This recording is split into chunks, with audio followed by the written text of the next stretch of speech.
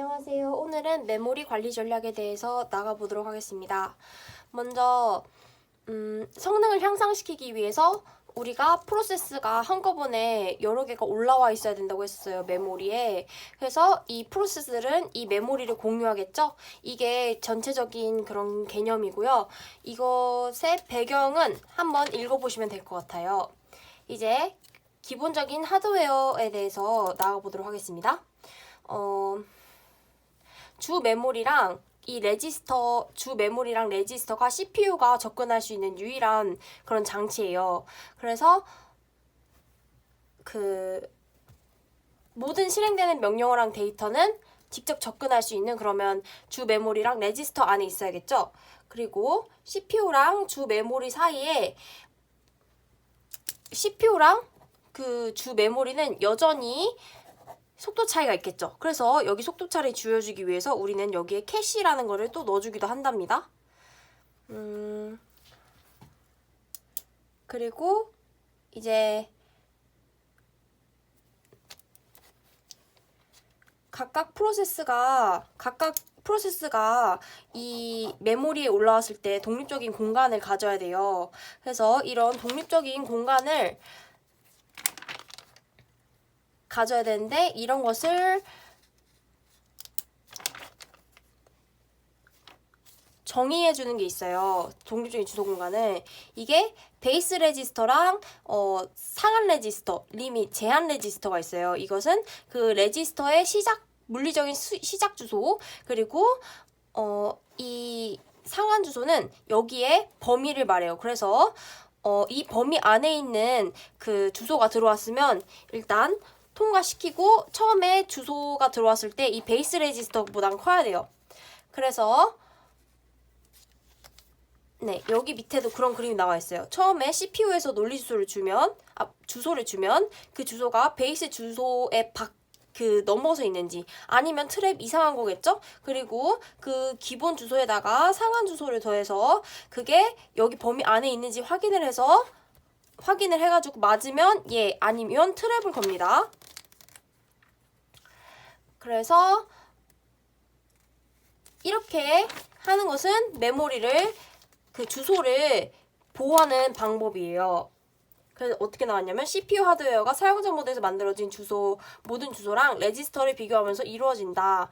그래서 사용자 모드에서 수행되는 프로그램에 의해서 운영체제의 메모리 공간이나 다른 사용자 프로그램의 메모리 공간에 접근이 일어나면 오류로 간주한다. 그러니까 여기 범위에서 그 기준 레지스터의 전이다. 그러면 다른 프로세스의 그 부수를 접근을 한 거니까 트랩을 건 거고요. 여기를 그 기준 주소랑 상한 레지스터를 더했는데 여기 범위를 벗어난다. 그러면 다른 애 거를 접근하는 거니까 안 되니까 보호하기 위해서 트랩을 걷는 겁니다. 그래서 운영체제 레지스터들은 그 값을 변경할 수 있도록 허가해 줌으로써 사용자 프로그램이 레지스터 내용 변경하는 걸 만든다. 이 레지스터는 운영체제만 접근할 수 있는 권한이 있다는 말이고요. 운영체제 메모리 영역이랑 사용자 메모리 영역에 접근해서 어떠한 제약도 받지 않고 되게 많은 서비스를 제공해주고 문맥 교환도 반드시 실행해야 된다고 여기 나와 있습니다. 이제 주소의 할당으로 넘어가 볼게요. 우리가 주소를 바인딩 한다고 하는데요. 이 바인딩은 한 주소 공간에서 다른 주소 공간으로 매핑을 하는 거예요. 예를 들어서 논리 주소를 물리 주소로 바꾼다. 이 과정을 매핑이라고 하는 거예요. 그렇죠? 그래서 컴파일 시간에 바인딩을 할 수 있어요. 이것은 절대 코드를 생성하는 건데 예를 들어서 어떤 프로그램이 0부터 200까지의 주소 공간이 필요하다. 이런 것을 할당하는 것을 컴파일 시간에 바인딩 한다고 하고요. 적재 시간 바인딩은 프로그램이 주 메모리에 실제로 적재되는 시간에 이루어지는데 이때 페이징이나 세그먼트 페이지에서 주소를 찾는 과정이 이 적재 시간 바인딩에서 이루어지고요. 실행 시간 바인딩은 실행하는 중간에 그 매핑을 하는 거죠. 그래서 실시간 공간을 할당하는 멜록에서 이 실행 시간에 바인딩을 합니다. 이거는 계속 뒤에서 언제쯤 이 시간에 하는 건지 또 말을 해줄게요. 그리고 이제 논리 대 물리 주소 공간이에요. 논리 대 물리 주소 공간을 보면 논리 주소는 CPU가 생성을 하는 주소고요. 물리 주소는 메모리가 취급하게 되는 주소예요. 이거를 머릿속에 쏙 기억해 놓고 다음으로 계속 넘어가도록 할게요. 우리가 컴파일 시간이랑 적재 시간까지는 논리 주소랑 물리 주소가 같아요. 근데 실행 시간일 때는 논리 주소랑 물리 주소가 달라요. 그래서 여기 책에서는 논리 주소랑 가상 주소를 똑같은 뜻으로 사용을 할 거예요. 그리고 논리 주소의 집합을 논리 주소 공간이라고 하고요. 물리 주소의 집합을 물리 주소 공간이라고 합니다. 그리고 이렇게 논리 주소에서 물리 주소로 바꿔주는 것을 메모리 관리기가 하는데 프로그램 실행 중에는 이와 같은 가상 주소를 물리 주소로 바꿔줘야 되는데 이 변환 작업은 하드웨어 장치인 메모리 관리기에서 한다라고 또 나와 있죠. 그래서 기준 레지스터를 우리는 잘 안 보이네요.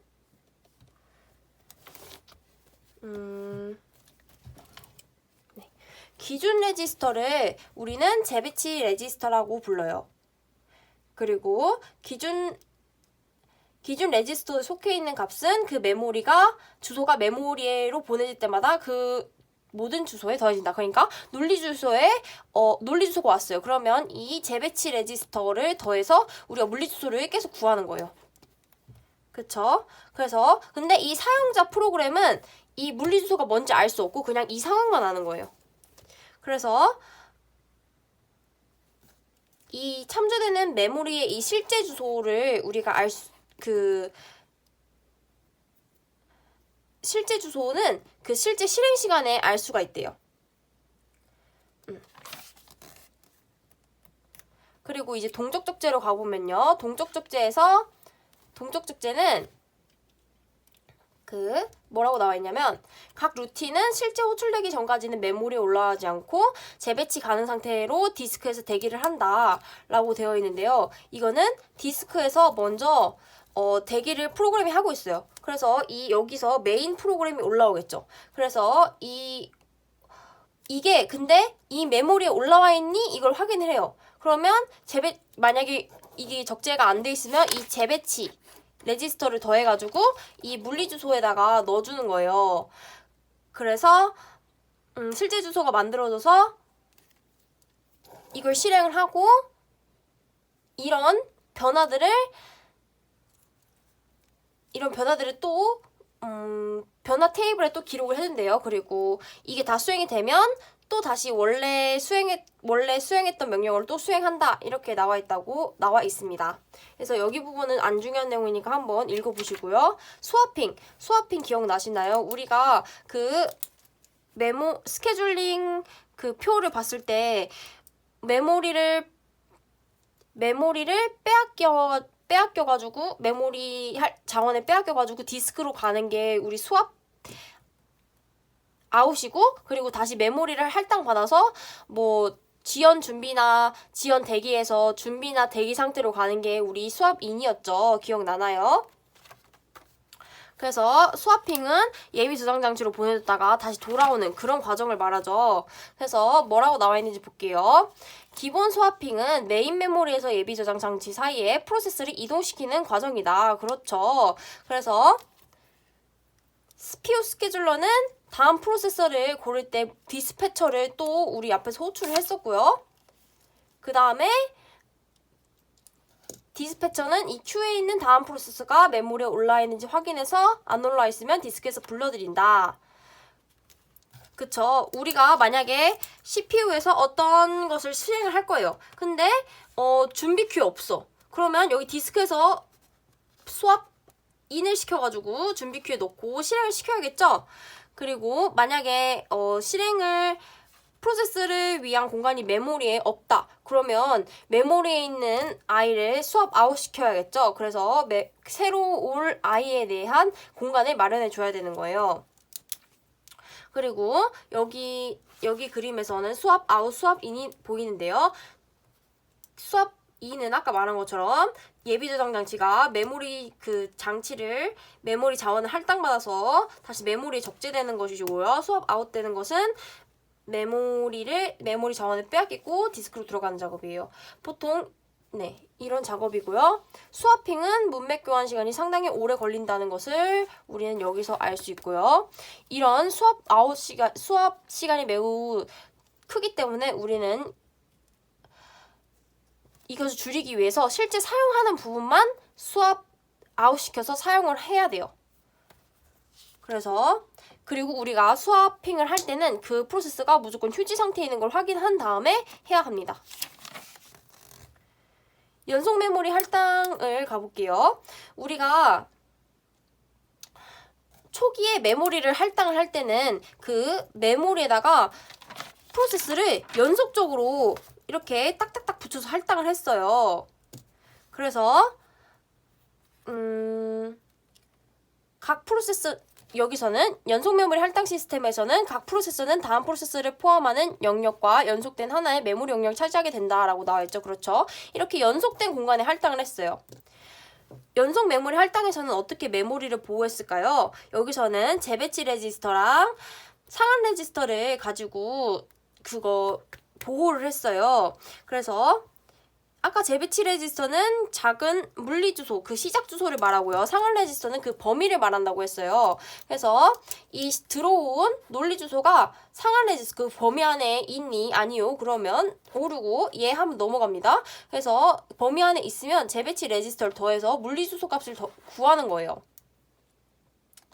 그래서 스케줄러가 다음 수행할 프로세스를 선택할 때 디스패처는 문맥 교환의 일환으로 재배치 레지스터랑 상한 레지스터 값을 적재를 해야 된다. 그쵸? 이것을 알아야지 오류를 판단하고 할당을 해줄 수 있으니까요. 그래서 재배치 레지스터를 사용함으로써 운영체제 크기는 실행 중이라도 얼마든지 변경될 수 있다. 이것은 여기 있는 내용은 뭐냐면요. 자세히는 모르겠지만 선생님도 말씀을 안 하셨는데 운영체제 보통 여기 작업을 할 때 운영체제랑 프로세스가 이렇게 올라와 있잖아요. 근데 나는 운영체제가 많은 것을 수행하는 코드로 되어 있는데 이 코드 중에서 내가 이제 필요 없는 거는 빼버려가지고 이 운영체제 공간을 줄이고 이 프로세스 이건 점점 이렇게 줄이고 이 프로세스 내가 더 적재할 수 있는 프로세스 양을 늘리는 거예요. 그런 내용입니다. 그래서 이거는 재배치 레지스터를 사용함으로써 이렇게 변경을 할 수 있대요. 그러면 이제 메모리 할당, 연속 메모리 할당 방법에 대해서 배워볼게요. 연속 메모리 할당 방법은 우리가 가변분할 방법을 써요. 이것은 어떤 방식으로 할당을 하냐면 내가 자유공간을 이렇게 찾았는데 자유공간이 내가 이걸 할당해줬어.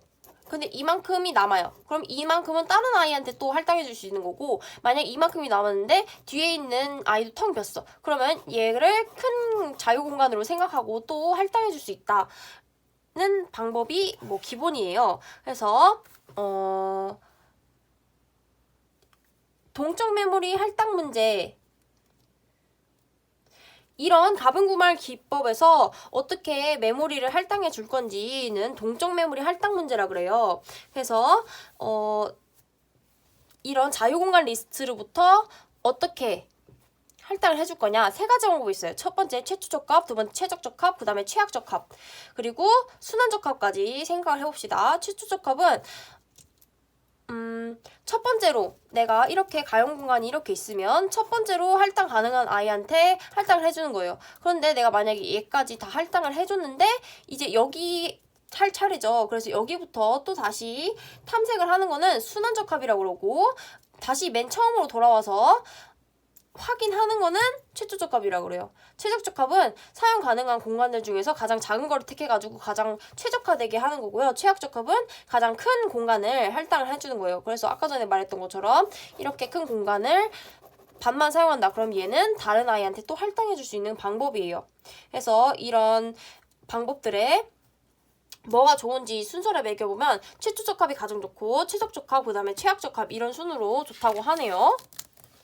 이제 단편화를 보도록 하겠습니다. 단편화는 외부 단편화랑 내부 단편화가 있어요. 외부 단편화는 우리가 프로세스가 이렇게 있으면 프로세스가 자유 공간이 이렇게 있었어요. 근데 프로세스한테 이만큼 할당해주고 이만큼 할당해주고 이만큼 할당해주고 이만큼 할당해준 거예요. 그래서 얘가 그 자유 공간이 1, 2, 3이 남았어요. 근데 내가 새로 또 P1, P2, P3, P4라 그러면 P5가 들어와야 돼요. 근데 1, 2, 3을 이렇게 다 더한 거는 이 P5의 가용 공간보다는 커요. 하지만 P5는 들어갈 수 없다는 거예요. 이게 너무 작게 분할돼 있어서. 그래서 이런 거를 외부 단편화라 하는데 뭐라고 나와있는지 볼게요. 유효 공간들을 모두 합치면 충분한 공간이 되지만 그것들은 너무 작은 조각들로 여러 곳에 분산되어 있을 때 발생한다 라고 나와있죠. 네. 그러고 이렇게 되어 있으면 결국에는 얘네를 합치는 과정이 필요할 거예요. 메모리 공간이 낭비되는 현상은 내부 단편화라고 하는데요. 이것은 어떻게 발생을 하냐면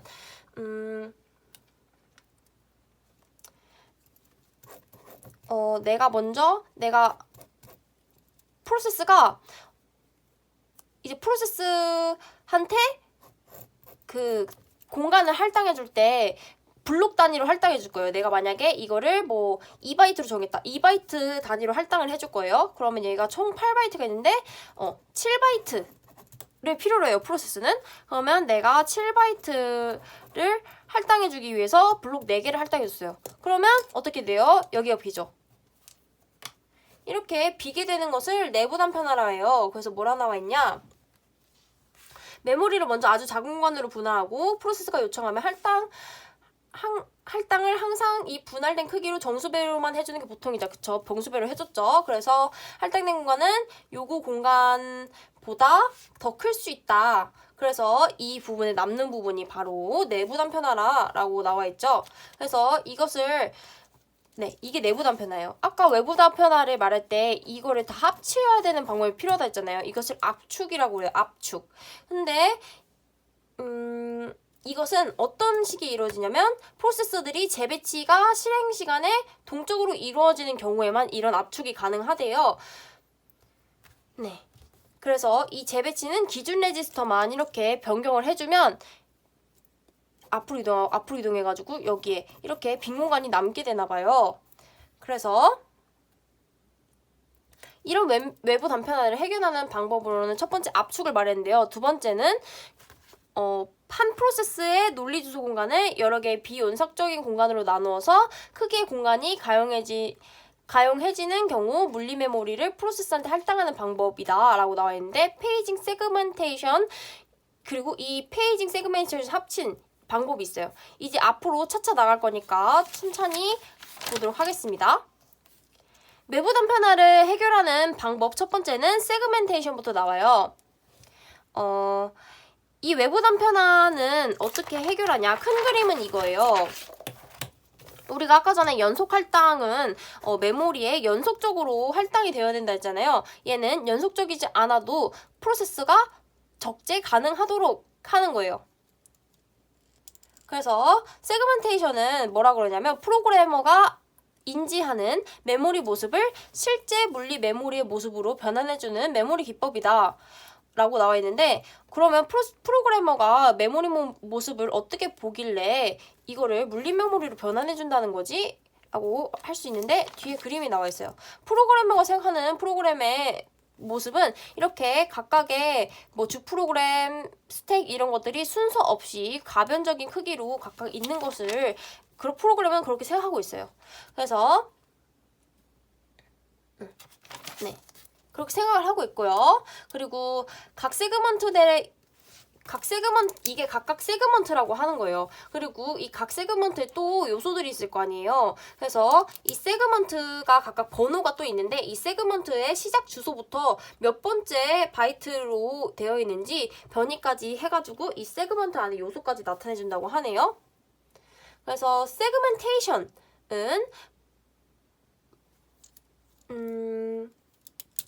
어떻게 나타내주냐? 세그멘테이션 넘버랑 오프셋 이렇게 세그멘테이션 번호랑 오프셋 이렇게 나타내주는 거예요. 그러면 이것의 하드웨어는 어떻게 구현될까요? 보도록 하겠습니다. 사용자는 이렇게 세그멘테이션 번호랑 오프셋으로 2차원으로 해주지만 우리는 실제로 주소를 얻기 위해서 1차원 주소로 사상을 해야겠죠. 실제 주소를 얻기 위해서. 그래서 이 세그먼트 테이블에 의해서 이게 이루어져요. 이게 사상이 되는 게요. 이 세그먼트 테이블은 세그먼트 기준과 그리고 한계를 가지고 있어요. 기준은 세그멘테이션의 시작 주소, 그리고 세그먼트 한계는 그 세그먼트의 길이를 말해요. 그게 세그먼트 테이블이 여기에 나와 있죠. 세그먼트 번호, 이 번호는 이 테이블에서 몇 번째 있는지를 나타내는 거예요. 그래서 세그먼트 번호가 0번, 1번, 2번, 3번 막 이렇게 있으면 여기에 관련된 그 베이스 주소 한 개의 그 범위랑 세그먼트 시작 주소가 이렇게 되어 있는 것을 볼 수 있죠. 그래서 변이는 당연히 0과 세그먼트 크기 사이의 값이어야겠고 아니면 뭐 당연히 트랩이 발생할 거고요. 우리는 이 세그먼트의 기준과 한계를 더해서 실제 주소를 얻게 됩니다. 아니요, 기준과 이 변이를 더해서 실제 주소를 얻게 됩니다. 그래서 여기는 세그먼테이션의 예인데요. 다른 거는 다 거의 문제가 없지만 0번째 만약에 세그먼트 0번이 있었어요. 이거는 한계가 1000이고 기준이 1400이죠. 근데 세그먼트 0번째에 1222번지의 바이트에 대한 참조를 한대요. 그러면 얘가 길이를 넘어서기 때문에 얘는 트랩을 발생시키는 거예요. 다른 거 뭐 잘 되는 거 볼게요. 세그먼트 상을 볼게요. 얘는 852번째 바이트에 대한 참조는 여기 1100 안에 있죠. 852가. 그래서 얘는 정상으로 되고 사상이 되는 거를 우리가 볼 수 있습니다.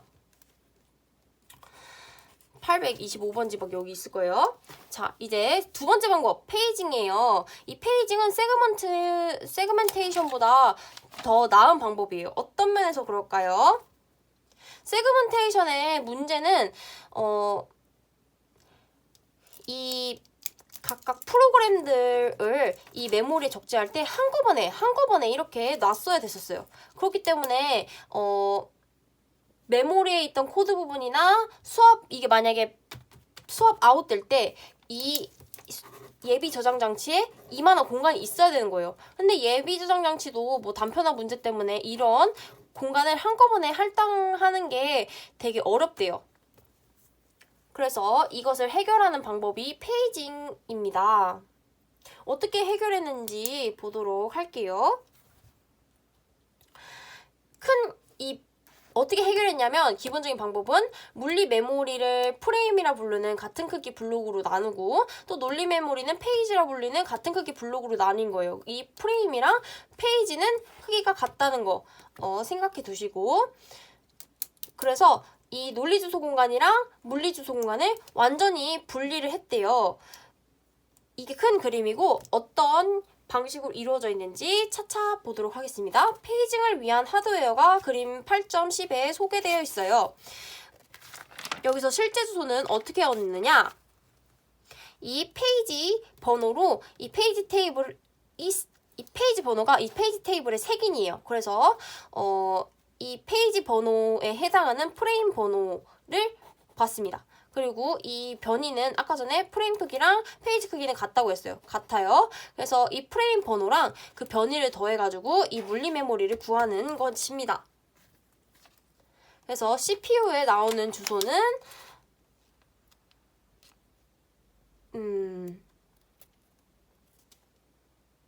네, 이것도 다 여기에 대한 설명이고요. 이제 그림 8.11을 볼게요. 얘는 논리 및 물리 메모리로 이루어진 페이징 모델입니다. 각각 페이지가 그 프레임 번호로 이렇게 사상되는 것을 볼 수 있죠? 네, 그런 그림이고요. 페이지 테이블은 메인 메모리에 있고요. 여기는 뭔 내용이냐면 논리 주소 공간 크기가 n비트예요. 그리고 페이지 변이가 n비트예요. 그러면 페이지 번호는 n-n을 한 것과 같다. 그래서 논리 주소 공간의 크기는 2의 m승, 뭐 페이지 번호는 2의 m 빼기 1, 왜냐면 이게 비트니까요. 페이지 번호는 2의 n승으로 우리가 알 수 있습니다. 그리고 이 그림 8.12 4바이트를 가진 32바이트 메모리 페이징의 예를 볼게요. 만약에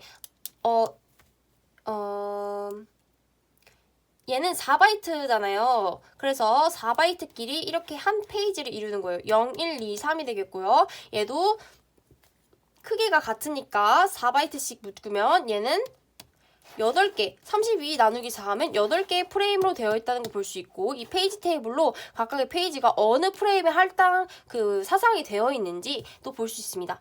만약에 논리 주소 0이 들어왔어요. 0은 페이지 0에 속하고 변이는 여기 안에서 0이에요. 그래서 실제 주소는 페이지는 어디에 사상된다 봤더니 5에 사상이 된대요. 그러면 이 5프레임에 사상이 되지만 실제 주소를 얻기 위해서 우리는 크기를 곱할 거예요. 그러면 20이 되겠죠? 그래서 실제 주소는 20이다. 그리고 논리 주소가 3이 들어왔어요. 이 논리 주소 3은 페이지가 0번째예요. 그리고 이 변이가 뭐죠? 3이에요. 그래서 그 0번 페이지는 5번 프레임에 사상이 되고, 아까 뭐였죠? 20으로 사상이 되는데 여기서 변이가 1, 2, 3이 됐어요. 그래서 여기 실제 주소 23으로 사상이 되는 것을 볼 수 있고요. 논리 주소가 만약에 4예요. 4면 1번 페이지에 변이가 0이에요. 그래서 이 1번 페이지는 6에 사상이 되고요. 이 또 크기가 6 곱하기 4니까 6 곱하기 4고 변이가 0이니까 아무것도 더해주지 않고 24가 실제 주소고요. 13을 봅시다. 3번 페이지에 첫 번째, 그러니까 변이가 1이에요. 그리고 세 번째 페이지예요. 3은 2번 프레임에 그 사상이 되죠. 그래서 2 곱하기 4 하고 변이인 1을 더해줍니다. 그러면 9, 실제 구소는 9가 된다는 것을 우리가 볼 수 있어요. 우리가 이것을 보면서 외부 단편화가 발생하지 않는 것을 볼 수 있어요. 외부 단편화가 뭐였죠? 내가 적재할 프로세스 크기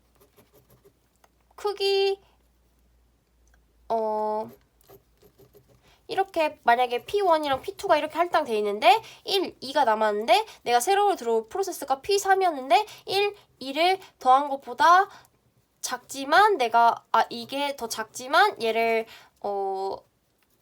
넣어줄 수 없는 그런 게 외부 단편화였잖아요. 얘는 그런 것이 발생되지 않는 것을 볼 수 있어요. 왜냐면 놀고 있는 프레임이 프로세스한테 할당되기 때문이다 라고 나와 있는데 이게 일정하게 나눠져 있는 그런 프레임의 정수배로 할당해 주잖아요. 그러니까 고정된 길이의 정수배로 할당해주고 가변 길이로 할당해주지 않기 때문에 외부 단편화가 발생되지 않는 거예요. 이거는 좀 제가 보충하도록 하겠습니다. 외부 단편화. 그리고 내부 단편화가 여기서는 발생해요. 예를 들어서 여기 16의 논리 주소가 하나 더 있었어요. 그러면 얘는 4페이지에 속하고 변이는 0이에요. 그래서 얘가 만약에 4는 4프레임에 사상이 돼요. 그래서 4 곱하기 4, 16에 갔어요. 그래서 여기서는 x라는 애가 있었는데 x가 여기 채워지고 나머지는 빈 공간이죠. 그래서 내부 단편화는 아까 뭐였어요? 내가 정수배만큼 할당을 7바이트 그리고 아까 8바이트, 2바이트씩 해가지고 8바이트인데 7바이트 할당해주면 4개 블록 할당해줘야 되니까 여기까지 해가지고 여기 빈 게 내부 단편화였죠. 내부 단편화 발생했죠. 그래서 내부 단편화가 발생합니다. 그리고 평균적으로 그 내부 단편화는 반 정도가 예상이 되는데 이게 왜 그러냐면 프로세스가 다 할당이 됐을 땐 전체 다 해주고 프로세스가 하나도 할당이 안 됐을 땐 0이잖아요. 이거 두 개 더해서 나누기 2하면 반이죠. 그래서 반 정도로 예상된다 그 말입니다.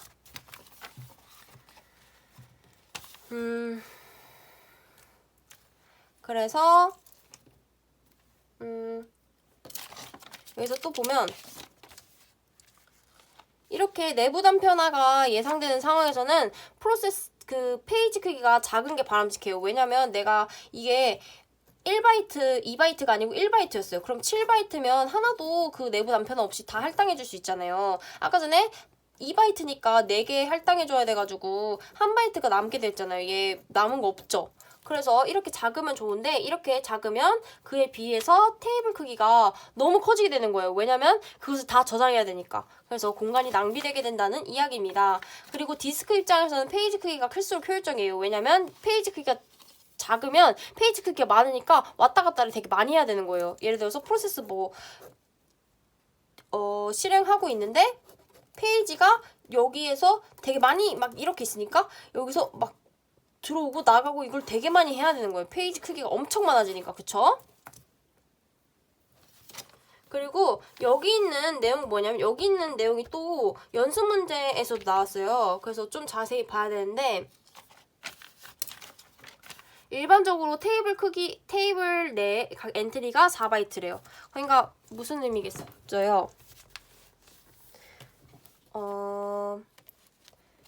잠시만요. 여기 잘 보이나? 네, 여기 정도까지 하면 될 건데. 일반적으로 페이지 테이블 내 각 엔트리가 4바이트래요. 엔트리가 참가자죠. 그래서 4바이트니까 페이지 테이블 각 엔트리 여기 가로가 4바이트 32비트라는 거예요. 그리고 32비트 엔트리는 32개의 물리 프레임을 가질 수 있대요. 바뀔 수가 있는데 32비트 엔트리는 32개의 물리 페이지 프레임을 가질 수 있대요.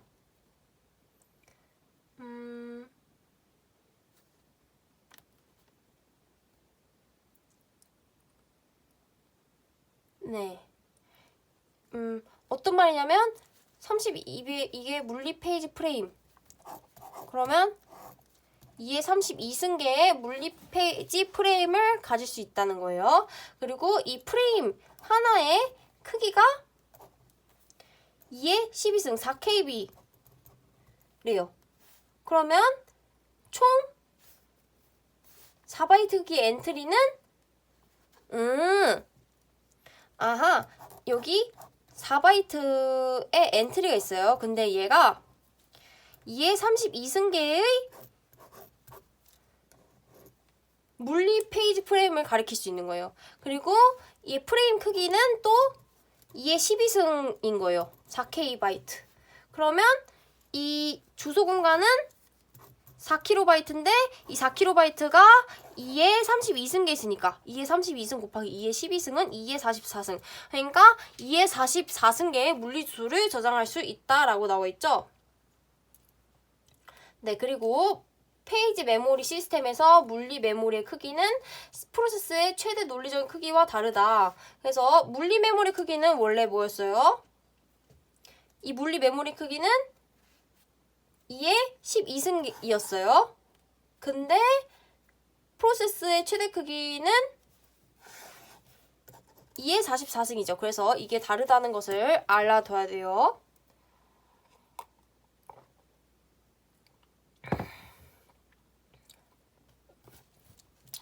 그리고 이제 가용 프레임 이거는 여기 있는 그림은 가용 프레임 할당 전과 할당 후의 사진 그 그림입니다. 내가 프로세스는 각 프로세스마다 페이지 테이블이 이렇게 있어요. 근데 이 페이지 테이블을 주 메모리에다 적재할 거예요. 그러면 내가 프레임이 필요하겠죠. 그래서 이 자유 프레임 중에서 하나씩 골라오는 거예요. 그래서 0번 페이지 어디 적재하지? 나 14번 피네. 1번 페이지 이렇게 딱 적재를 해주는 거예요. 그래서 이렇게 페이지 테이블도 만들어진답니다. 그래서 각각의 사용자 프로세스는 자기가 아닌 메모리에 접근할 수 있어요. 왜냐면 이 페이지 테이블 통하지 않고는 다른 애한테는 접근할 수가 없거든요.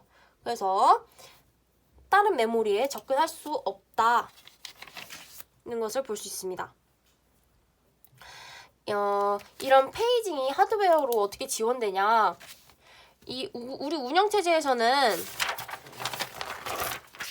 우리 운영체제는 각각의 프로세스가 뭘 가지고 있었죠? PCB를 가지고 있었어요. 근데 PCB는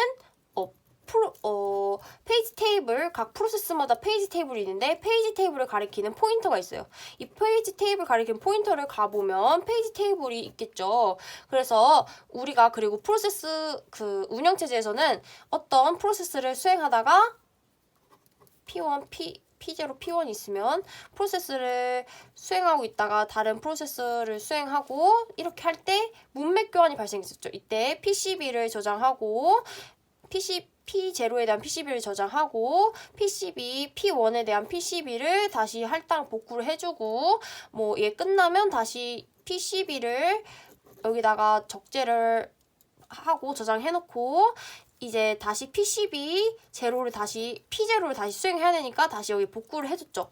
이런 그 다른 페이지 테이블을 내가 할당 뭔가 참고하고 싶을 때는 이렇게 PCB를 통해서만 이렇게 페이지 테이블을 할당할 수 있으니까 문맥 교환 시간도 발생을 하는 거예요. 문맥 교환이 발생하면 순수한 오버헤드가 발생한다고 했는데 오버헤드가 발생한다는 것을 우리가 볼 수 있죠.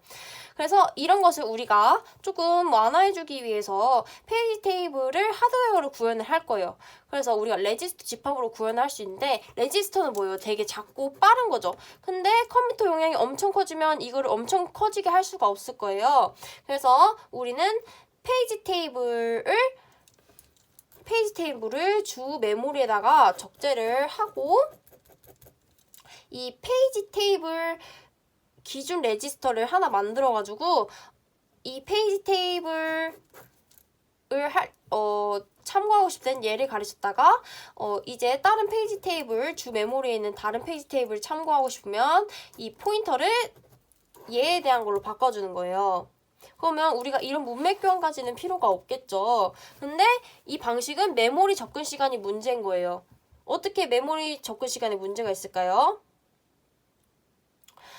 내가 주소 i한테 만약에 주소 i에 접근을 하고 싶어요. 그러면 먼저 페이지 테이블을 접근을 해야겠죠. 페이지 테이블 접근하는 거 메모리 한번 접근을 했어요. 왜냐면 이게 메인 메모리 있으니까. 그리고 페이지 테이블에서 내가 일치하는 그 항목을 찾았어요. 주소를 찾았어요. 그 페이지 테이블에서 페이지 번호를 통해가지고 프레임 번호를 할당을 받았으면 프레임 번호랑 변이를 더해서 우리가 원하는 실제 주소를 얻어야겠죠. 그래서 2번 접근을 하는 거예요. 그러면 우리가 2번이나 접근하게 되는 문제가 발생해요. 이것을 해결하는 방법은 또 TLB라는 게 나왔어요. TLB. 우리 컴구에서도 배웠죠. TLB는 매우 빠른 연관 메모리예요. 그래서 TLB에는 그 페이지 번호랑 프레임 번호가 있는데 이것을 한꺼번에 연관 메모리니까 싹 이렇게 싹 병렬 맞나요? 이렇게 한 번에 촥 다 하는 거예요. 검사를. 그러면 되게 빠르겠죠. 되게 빠릅니다. 그리고 나중에 또 발전해가지고 TLB가 또 TLB를 막 가르치고 그런 것도 발전했대요. 그리고 여기 내용은 우리가 컴구에서 배운 내용이니까 넘어가도록 할게요. 이제 TLB의 그 컴구에서는 약간 안 나온 내용 같아서 그 TLB의 각 항목에 ASID라는 것을 해놓은데요. 이 ASID는 뭘까요? 페이지 테이블이 보통 그 페이지 번호랑 프레임 번호 이렇게 돼 있었잖아요. 근데 여기다가 그 ASID 어떤 프로세스에 속하는 페이지랑 페이지니? 라는 것을 이렇게 할당을 해주는 거예요. 우리가 TLB에 그 페이지 번호랑 프레임 번호가만 있을 때는 그 하나의 프로세스, 얘 만약에 A에 대한 프로세스에 대한 TLB다. 그러면 A에 대한 것만 있어야 되고 만약에 이제는 B에 대한 걸 할 거야. 그러면 A의 내용을 싹 다 지우고 B의 내용을 썼어야 됐어요. 그러면 되게 번거롭겠죠. 근데 이렇게 A에 대한 페이지 번호랑 프레임 번호, B에 대한 페이지 번호, 프레임 번호. 그러면 한꺼번에 많은 프레임에 대한 정보를 이렇게 넣을 수 있겠죠. 네, 그런 장점이 있어요. 그래서 뭐라 나와 있냐? 프로세스 정보를 보호하기 위해 사용된다. 그래서 그 가상 주소 TLB에서 논리 주소를 변환할 때 현재 수행 중인 프로세서의 ASID가 TLB에 있는 ASID랑 동일한지 검사를 하고, 그쵸? 여기 얘 가상 주소를 실제 주소로 바꿔주기 위해서 이 프로세서 A에 관한 그런 주소면 변환을 해주는데, 만약에 이게 C에 대한 거면 미스로 처리를 하고 그래야겠죠? 그리고 얘는 프로세서들의 정보를 동시에 한꺼번에 저장을 할 수 있고요. 그렇게 해야 돼요. 그리고 만약 아까 전에 말했던 것처럼 여기 A에 대한 TLB였다가 B에 대한 걸로 바꾸려면 전부 플러시 해야 된다고 나와 있네요. 그리고 접근하려는 메모리의 페이지 번호가 이 TLB에서 발견하는 것을 적중률이라고 해요. 이 적중률이 되게 높으면 좋겠죠. 왜냐면 그 CPU가 TLB에 메인 메모리보다 접근하는 그 속도가 더 빠르니까 여기서 빨리빨리 처리를 해줄 수 있으면 좋겠죠. 우리가 실질적인 메모리 접근 시간을 계산하기 위해서는 두 가지 경우에 대해 적중률에 대해서 가중치를 적용해야 돼요. 어떤 경우나 우리가 TLB에 만약에 CPU의 논리 주소가 TLB에 있는 거에 적중을 했다. 그러면 TLB를 참고한 다음에 메인 메모리에서 실제 주소를 얻어가지고 다가가면 되겠죠. 근데 만약에 TLB에서 미스가 났어요. 그러면 메인 메모리에 있는 PMT 그 페이지 테이블에 가가지고 확인을 하고 여기 실제 주소에 접근을 해야 될 거예요. 그럼 어떻게 되겠어요? 만약에 TLB에 접근하는 시간은 무시하고 메인 메모리에 CPU가 접근하는 시간이 100 나노세크다. 그냥 메모리에 접근하는 시간이 100 나노세크다 하면 얘는 얼마나 걸리겠어요? 히트를 했을 때는 100만큼 걸릴 거고요. 히트를 안 했을 때는 200만큼 걸릴 거예요. 그리고 우리가 적중률을 만약에 80%라고 하면 80% 곱하고 20% 곱하면 120이 될 거예요. 그래서 이 평균 메모리 접근 시간은 20% 정도 더 걸린다는 것을 알 수 있어요. 99%면 적중률이 더 높으면 실제 접근 시간이 더 줄어든다는 것을 이 식에서 볼 수 있습니다. 여기는 한번 읽어보시면 될 것 같아요. 이제 페이징에서 보호입니다. 어떻게 보호할 것인지.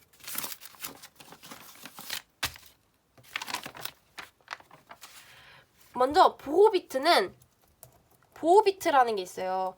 보호 비트는 1하고 0이 있는데 1이면 내가 보호를 하는 거예요. 여기 있는 메모리를 읽기만 할 뿐 너가 쓸 수는 없어. 이렇게 보호를 하는 거예요. 근데 보호하지 않아. 너가 써도 돼. 이렇게 하는 거는 리드랑 라이트 다 가능하니까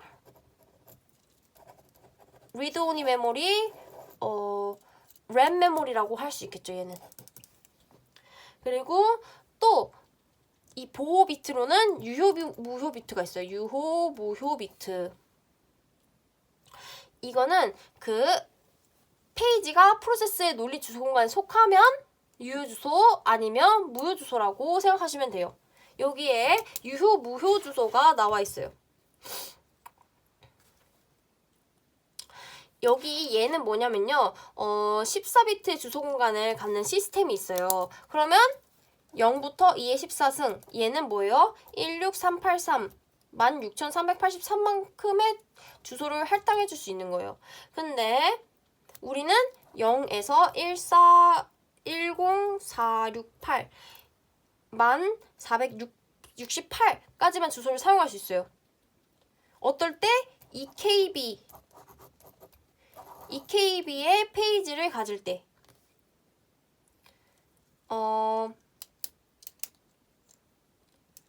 이거는 왜 그런 거냐면요.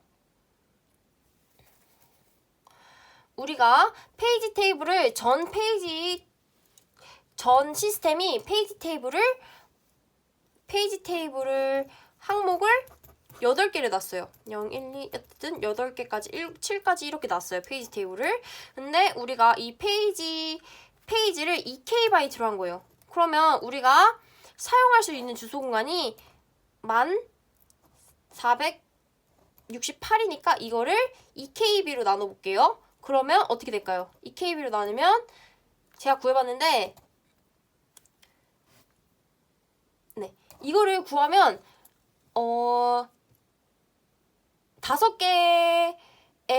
6개의 페이지만 나오게 되는 거예요. 6.x 뭐 xxx 이렇게 나오게 되나 봐요. 그래서 우리는 6개의 항목만 페이지 테이블에서 6개 항목만 필요하고 나머지는 필요가 없는 거예요.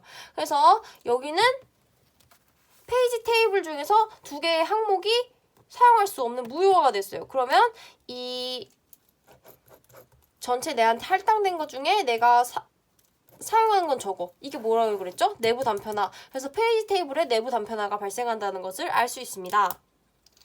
이것을 만약에 그러면 1KB의 페이지 크기로 한다면 이걸 또 나누면 얼마나 나오냐면요. 12.xxx 막 이렇게 나와요. 그러면 이 12개의 페이지를 이 페이지 테이블 항목 중에 하나 사용하면 되니까 8개 중에서 하나 사용하면 되니까 뭐 무효화는 없을 거 아니에요. 그래서 내부 단편화는 발생하지 않는다는 것을 알 수 있습니다.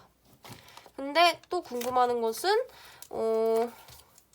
12개를 페이지가 나오면 페이지 테이블은 또 항목이 부족할 텐데 그러면 수압이 나오나 하나? 좀 궁금하네요. 네. 그렇고요. 이제 페이지 테이블 길이 레지스터. 몇몇 시스템은 페이지 테이블 크기를 나타내기 위해서 페이지 테이블 길이 레지스터라는 레지스터를 제공합니다. 그래서 이 페이지 테이블의 길이를 봐가지고 우리가 유효 범위 내에 있는지 확인을 합니다. 그래서 범위 내에 있으면 뭐 할당해주는 거겠죠? 근데 또 여기서 12개, 1KB로 하면 12개. 그래서 유효 범위를 넘으면 그럼 얘는 트랩이 돼가지고 오류가 되나요? 좀 잘 모르겠네요. 네. 이제 공유 페이지. 우리가 이렇게 페이지를 프로세스마다 할당을 해주면 공간이 되게 많이 필요할 거예요. 그래서 만약에 공유할 수 있는 게 있으면 공유해라 이겁니다. 그래서 만약에 문서 편집기 얘도 프로세스 1도 문서 편집기의 코드랑 문서 편집기 프로그램을 막 사용하고 얘도 그렇게 하고 얘도 그렇게 할 거예요. 그러면 얘네들은 공통이니까 그냥 물리 메모리에 적재를 해줘요. 얘네들은 공유 여기서 뭐라고 하냐면 재진입이 가능하게 P1도 재진입 가능하고 P2도 P3도 진입이 가능하도록 해주는 것이 있고 얘 프로세스마다 데이터는 각각